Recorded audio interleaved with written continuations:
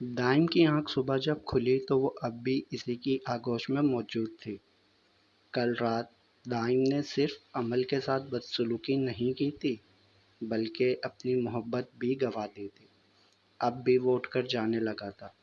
اس کا بے جان ہاتھ اس کے ہٹانے پر بیڈ سے گرا۔ اسے کچھ غلط ہونے کا اندیشہ ہوا تھا۔ عمل، مگر وہاں ہوش ہوتا تو جواب آتا۔ اس نے اس کا چہرہ تھپ تھپایا۔ عمل، عمل۔ اس کا جسم بھٹی کی طرح تپ رہا تھا اور خود وہ بے ہوش تھی۔ دائم کو ڈر لاحق ہو گیا تھا، اس بات کا نہیں کہ وہ مر تو نہیں گئی، بلکہ اس بات کا کہ کہیں وہ گناہ تو نہیں کر بیٹھا۔ اس کے ہاتھوں میں عمل کا بے جان وجود تھا۔ وہ غصے میں اسے پامال کر گیا۔ دادی تو پہلے ہی بدگمان ہے، اس سے آگے وہ سوچنا ہی نہیں چاہتا تھا۔ اس نے اسے اٹھایا اور باہر کی طرف دوڑ لگا دی۔ صد شکر اسے کسی نے دیکھا نہیں تھا۔ اسے گاؤں سے شہر تک کا فاصلہ طے کرنا تھا۔ اس پورے دورانیے میں وہ بار بار عمل کی سانس چیک کر رہا تھا۔ آئی ایم سوری عمل۔ وہ خود ڈاکٹر تھا مگر اسٹوڈنٹ۔ وہ کوئی رسک نہیں لینا چاہ رہا تھا۔ تقریباً 20 منٹ کی تیز اسپیڈ کے بعد وہ ہاسپٹل پہنچا، جہاں اندر وہ ڈاکٹر اس کی جانب آ رہے تھے۔ کچھ دیر بعد وہ باہر آئے۔ لڑکی سے زبردستی ہوئی ہے؟ دائم ڈاکٹر کا چہرہ ہی دیکھتا رہ گیا۔ زبردستی؟ کیا کہہ رہے ہیں آپ؟ میں شوہر ہوں اس کا۔ ڈاکٹر نے ایک حیرت انگیز نظر سے اسے دیکھا۔ شی واز ایگری اور ناٹ؟ ڈاکٹر کی بات پر اسے کل رات عمل کی التجا یاد آ گئی تھی، جب وہ اسے دور رہنے کے لیے کہہ رہی تھی۔ وہ شرمندہ ہو گیا تھا۔ دنیا میں ایسی کوئی کتاب نہیں جہاں یہ لکھا ہو کہ کوئی شوہر اپنی بیوی کے ساتھ زبردستی نہیں کر سکتا۔ افسوس ہوا آپ کو دیکھ کر مجھے، بٹ کیا کہہ سکتے ہیں؟ کون سا نئی بات ہے؟ ڈومیسٹک وائلنس کے اور بہت کیسز آتے ہیں، ان کا ٹریٹمنٹ چبھ رہا ہے۔ ڈاکٹر اسے اطلاع دے کر گیا تھا یا چلو بھر پانی میں ڈبو کر؟ وہ زمین میں گڑ گیا تھا۔ Domestic violence? وہ ڈومیسٹک وائلنس کرنے والا بن گیا۔ وہ گھریلو تشدد کرنے والا بن گیا۔ اس نے اپنی بیوی کے ساتھ ضد، انا، غصہ، بے وقوفی، بے حرمتی کبھی کبھی انسان کو وہ بنا دیتی ہے جو اس نے سوچا نہیں ہوتا۔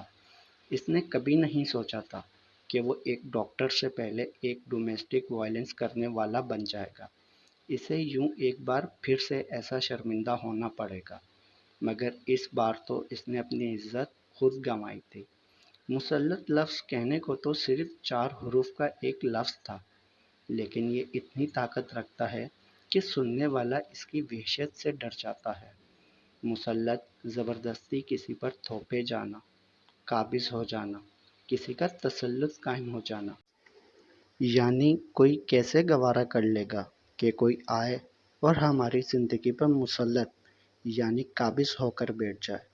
لیکن کیا سچ میں ہماری زندگی میں شامل ہونے والے لوگ ہم پر مسلط ہوتے ہیں؟ کسی کا ہمسفر چننا، اس کا شریک حیات ٹھہرانا، کسی کو کسی کی ساری زندگی کا ساتھی بنا دینا کوئی عام بات نہیں ہے۔ خدا کے فیصلے ہیں۔ جو انسان ہماری مکمل زندگی کا ساتھی بن گیا ہے، اسے ہم کہتے ہیں وہ ہم پر مسلط ہے، یعنی ہم خدا کے فیصلے سے انکار کر رہے ہیں۔ زندگی میں شامل ہونے والا کوئی شخص بے وجہ نہیں ہوتا۔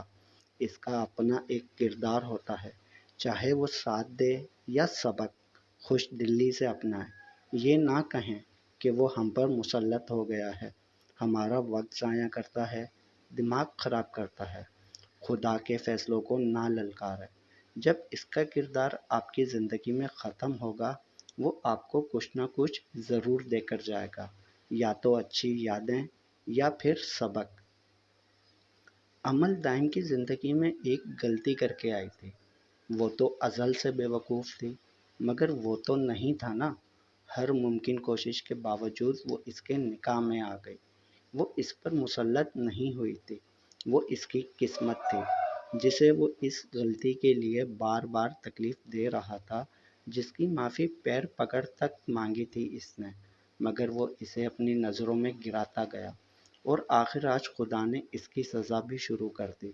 وہ معاشرے کے معزز مردوں سے نکل کر ان مردوں میں شامل ہو گیا تھا جو جنس نازک کو اپنا شکار بنا کر خود کو مضبوط بناتے ہیں۔ مرزا کی سزا بھی شروع ہو گئی تھی۔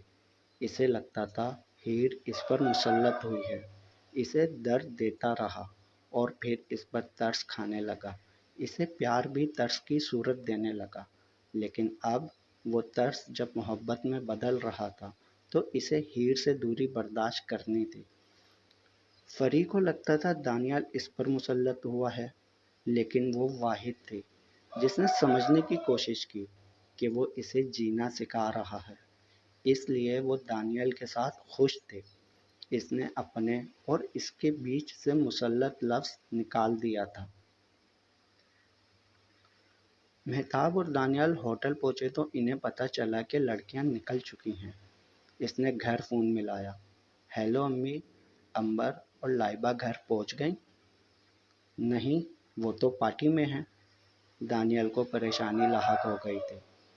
امی، وہ یہاں سے آدھا گھنٹہ پہلے نکل چکی ہیں، فون بھی نہیں اٹھا رہی۔ ان کے کسی دوست کا نمبر ہے آپ کے پاس؟ کیا؟ مگر وہ تو ابھی تک گھر نہیں پہنچی۔ میرے پاس ہاں عشاء کا نمبر ہے، میں اسے کال کر کے بتاتی ہوں تمہیں۔ انہوں نے فون بند کر دیا تھا۔ ہوٹل سے بھی وہ نکل گئے تھے جب اس کی ماں کا دوبارہ فون آیا۔ ہاں دانیال، میری عشاء سے بات ہوئی ہے۔ وہ کہہ رہی تھی امبر اور لائبہ ایک گروپ کے ساتھ نکلی تھیں جن میں لڑکے بھی تھے۔ کہہ رہی تھیں اس میں 2 لڑکے جڑواں بھی تھے۔ دانیال اور مہتاب نے پریشانی سے ایک دوسرے کو دیکھا۔ انہوں نے گاڑی شیرازی مینشن کی طرف موڑ لی تھی، مگر وہاں پہنچ کر پتہ چلا گھر میں عفت کے سوا کوئی نہیں تھا۔ وہ پریشانی سے پلٹ آئے۔ مہتاب، مجھے ڈر لگ رہا ہے۔ تو فکر نہ کر، انہیں کچھ نہیں ہوگا، فرینڈس کے ساتھ ہی ہوں گے۔ اچانک دانیال کو کچھ یاد آ گیا تھا۔ امبر اپنی لوکیشن آن رکھتی ہے۔ اس نے اپنا فون نکالا اور امبر کی لوکیشن پتہ لگانے لگا۔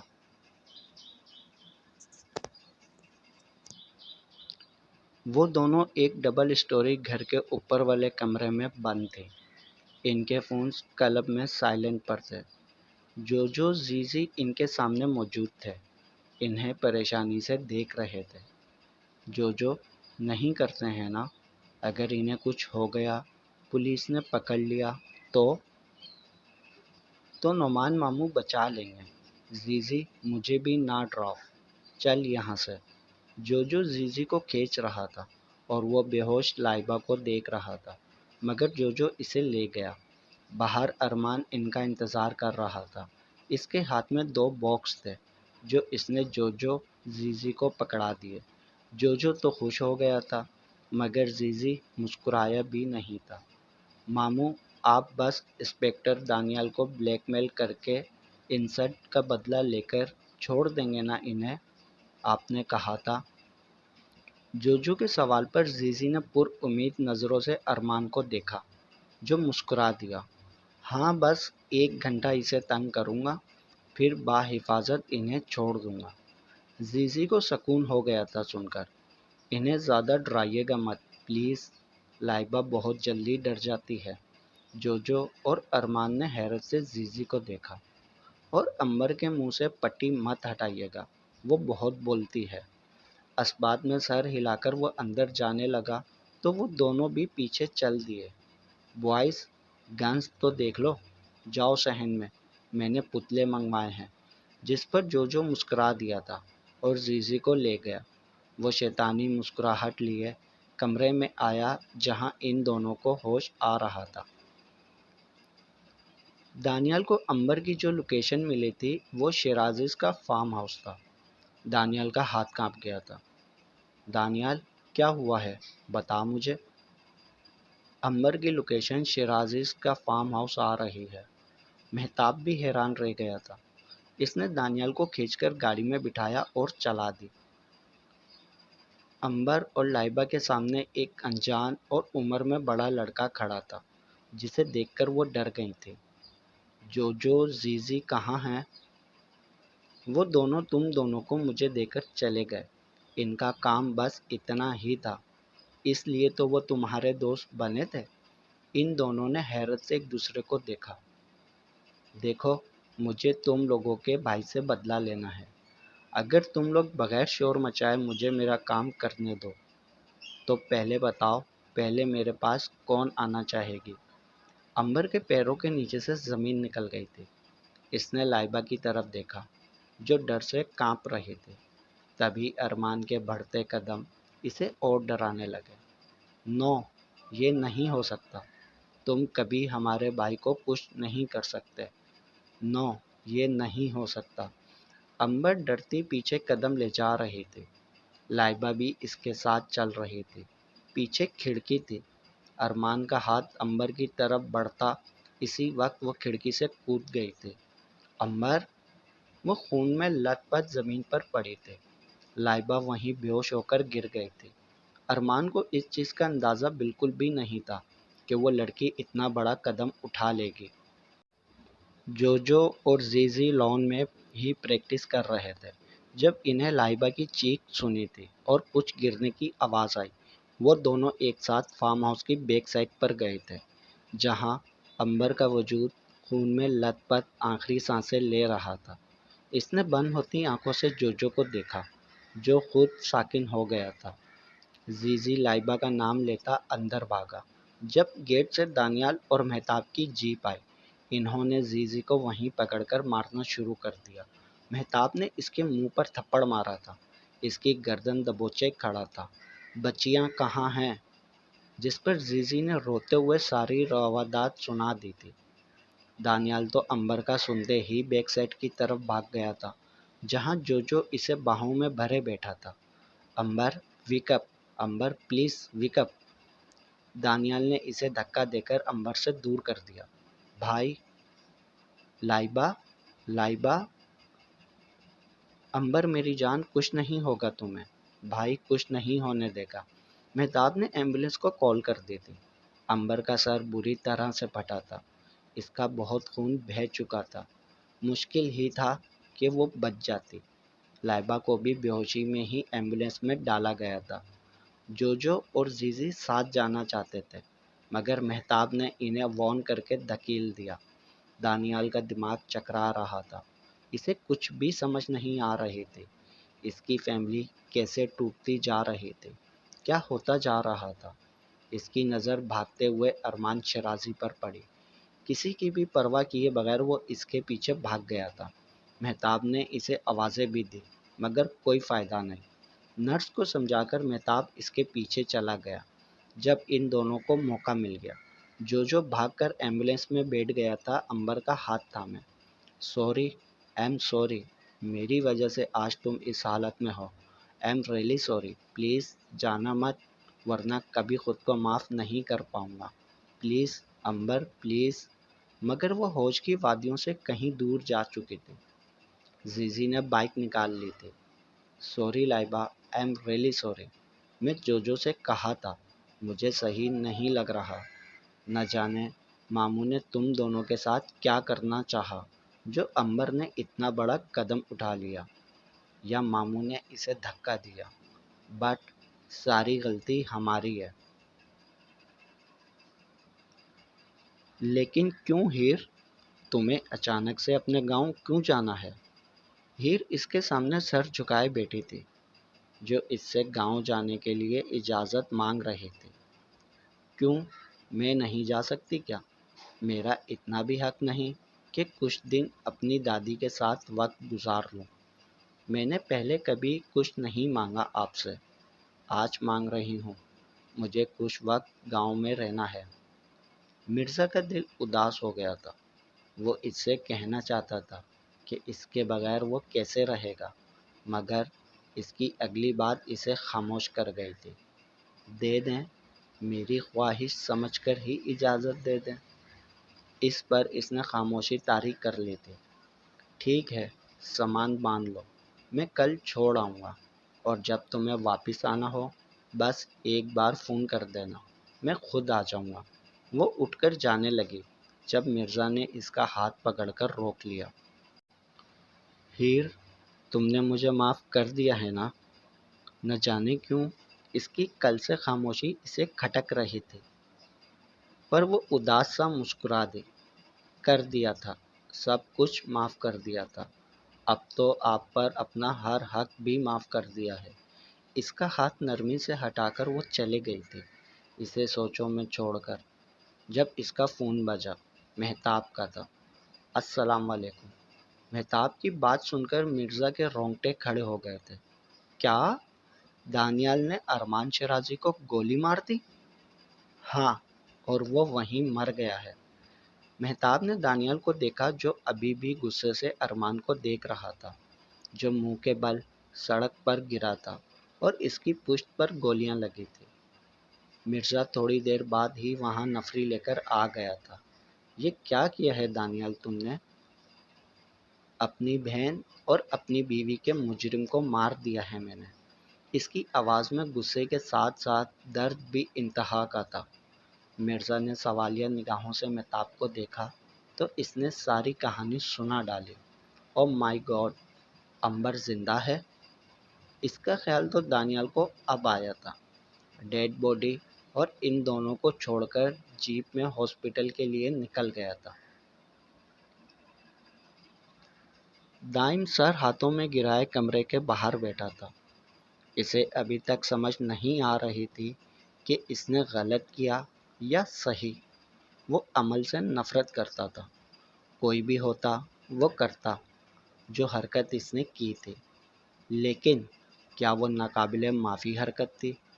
اتنی سزا تو دی تھی میں نے اسے۔ اس کا ہاتھ جلایا، تھپڑ مارا، بال کھینچے، چھپکلی اس کا سب سے بڑا ڈر اس پر چھوڑ دیا، اس کا چہرہ آگ کے قریب تر کیا، اسے اپنی جان دینے پر مجبور کر دیا، اس کے سزا مانگنے پر اسے تکلیف دینا، اور آج کچھ زیادہ نہیں ہو گیا تھا؟ آج جس نے رون تو نہیں دیا تھا اسے؟ ہمت جمع کی اور کمرے کے اندر چلا گیا جہاں وہ بے سود بستر پر پڑی تھی۔ اس کا بی پی بہت لو تھا جو اسے ہوش میں نہیں آنے دے رہا تھا۔ قدم من کے ہو رہے تھے آج اس کی طرف جاتے ہوئے۔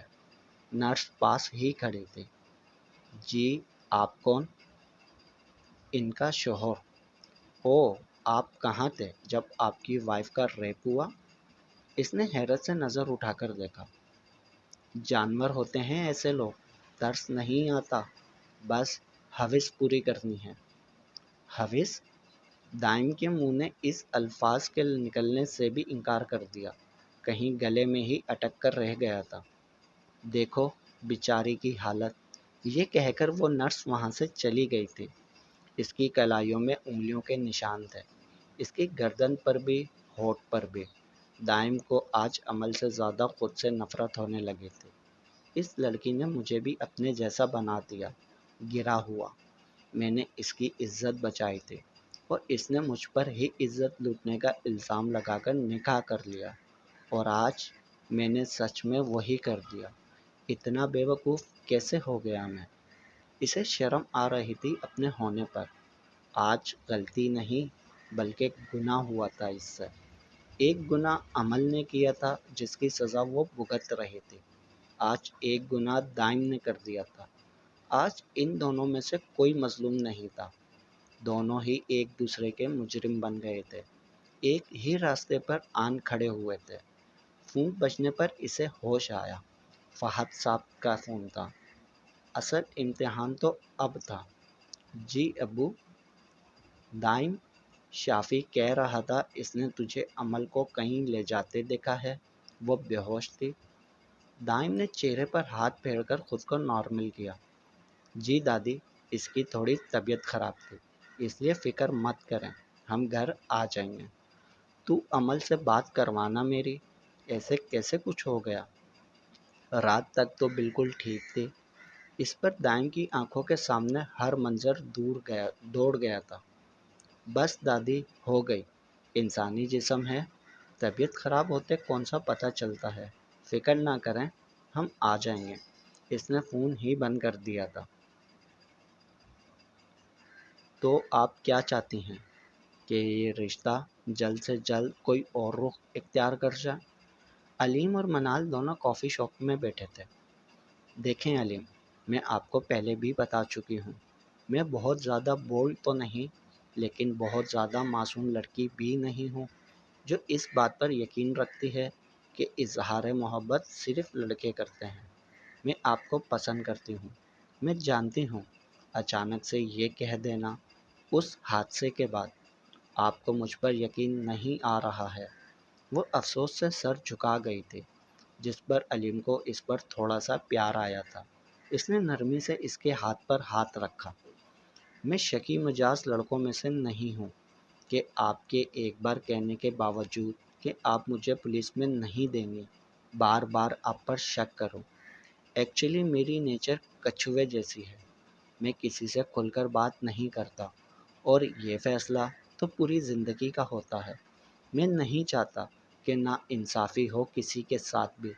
اور جہاں تک رہی بات یقین کرنے کی، تو مجھے آپ پر یقین ہے، اور اس کا ثبوت میں آپ کو کل دوں گا۔ اس نے حیرت سے اسے دیکھا۔ کل؟ کل ہم اریبہ سے ملنے ہاسٹل جائیں گے۔ منال نے حیرت سے اسے دیکھا۔ اریبہ تمہاری چھوٹی بہن ہے؟ ہاں، اتنی بھی چھوٹی نہیں ہے، 8 میں پڑھتی ہے، مگر میں نے رکھا ہے اسے خود سے دور ہے۔ واٹ؟ لیکن کیوں؟ 8 میں پڑھنے والی بچی بہت بڑی تو نہیں ہوتی۔ رافع 6 میں ہے، اور آج بھی اس کا یونیفارم، اس کا بیگ تیار، اس کا ناشتہ کبھی میں کرتی ہوں تو کبھی مما۔ وہ بچی مینیج کیسے کرتی ہے؟ منال کو حیرت ہوئی تھی۔ اتنی چھوٹی عمر میں ہاسٹل؟ میری ذات سے جڑے بہت سے حقائق ہیں جس کا اثر میں نہیں چاہتا کہ اریبہ پر پڑے۔ میں اس کے بارے میں کسی سے بھی بات نہیں کرتا۔ آپ سے کی ہے کیونکہ آئی ٹرسٹ یو۔ اس نے منال کا ہاتھ نرمی سے دبایا۔ اچانک علیم کا فون بجا۔ واٹ؟ جی سر، فارم ہاؤس پر ہنگامہ ہو گیا ہے۔ سر جبار اور زوار بابا 2 لڑکیوں کو فارم ہاؤس میں لائے تھے۔ ارمان صاحب بھی وہیں تھے۔ اچانک ان میں سے ایک لڑکی نے کھڑکی سے چھلانگ لگا لی۔ سر، وہاں پولیس آ گئی اور وہ ارمان صاحب کے پیچھے بھاگنے لگی انہیں پکڑنے کے لیے۔ ٹھیک ہے، تم فکر مت کرو، میں ابھی فارم ہاؤس آ رہا ہوں۔ منال کو وہیں چھوڑ کر وہ نعمان کو فون ملاتا وہاں نکل گیا۔ جاری ہے بقیہ اگلے پارٹ میں۔ تمام پارٹس پڑھنے کے لیے چینل سبسکرائب کریں اور ویڈیو کو لائک ضرور کیا کریں۔ ویڈیو شروع ہوتے ہی فوراً سے لائک کر دیا کریں، کیونکہ جب ایپیسوڈ ختم ہوتی ہے تو میرے خیال سے آپ لوگ لائک کرنا بھول جاتے ہیں، تو اس لیے شروع میں کر دیا کریں، اور کمنٹس میں اپنی رائے بھی ضرور بتائیں۔